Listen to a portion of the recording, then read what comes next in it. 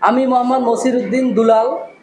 সাম্প্রতি একটি ঘটনা নিয়ে আমার এই সংবাদ সম্মেলন।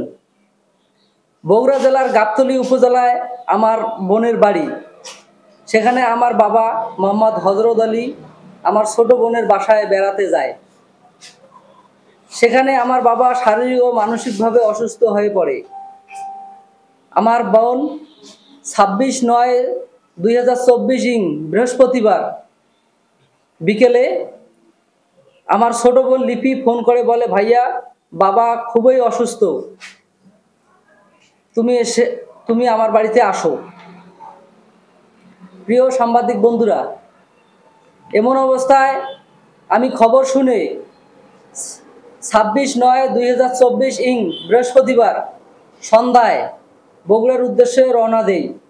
এরপর আমি হাতীবান্ধা থেকে সিএনজিতে রংপুরের উদ্দেশ্যে রওনা করি।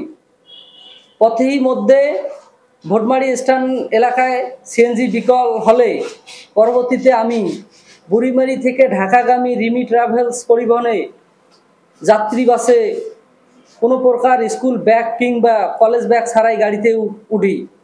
চলতে চলতে এক সময় তিস্তা টোল প্লাজায় পার হয়ে রংপুর কাউনিয়া রেলগেটের সামনে মা সুফিয়া ফিলিংস স্টেশনে রংপুর র্যাব 13 একটি গাড়ি সিগন্যাল দিলে ড্রাইভার গাড়িটা বাম পাশে সাইড করলে গাড়ির হেল্পারকে জিজ্ঞাসা করে দরজা খুলে বলে, এ সময় রানা সুপারভাইজার কে? তারপর সুপারভাইজারের ফোনটি কেড়ে নিয়ে 172 নাম্বার ছেলেটাকে খুঁজতে থাকে। ওই নাম্বারের ছেলেটিকে না পেয়ে আমি বাসের সিটে বসা অবস্থায় আমাকে তুলে নিয়ে নেমে আনেন। তারপর আমার মোবাইল ফোনটি কেড়ে নিয়ে র্যাব চেক করা শুরু করে আমাকে সন্দেহভাজন অবস্থায় আটক করে। প্রিয় সাংবাদিকবৃন্দু, ওই বাসের টুলবারের ভিতরে টোকেন ছাড়াই 2টি ব্যাগ পান। এর ভিতরে অবৈধ গাঁজা ও ফেনসিডিল উদ্ধার করে র্যাব 13 টিম। প্রিয় সাংবাদিক বন্ধুগণ, র্যাব সদস্যরা আমার মোবাইল চেক করে ড্রাইভার, হেল্পার ও সুপারভাইজারের সাথে আমার কোনো যোগাযোগ পায় নাই। তবুও তারা আমাকে টেনে হিঁচড়ে নিয়ে যায়। গাড়ির হেল্পার র্যাবকে বলে, স্যার ওই ছেলেকে আমি চিনি না, ও আমাকে চেনে না। এরপর আমার কথা না শুনে র্যাব 13 আমাকে জোরপূর্বক তুলে নিয়ে জেল হাজতে পাঠান। প্রিয় সাংবাদিকবৃন্দু, আমার প্রতিপক্ষরা আমার রাজনীতির ক্যারিয়ার নষ্ট করতে একটি মহল ভারতীয় অবৈধ মালামাল দিয়ে আমাকে সন্দেহভাজনভাবে গ্রেপ্তার করানো হয়। আমার পূর্বে কোনো মাদক মামলা নেই।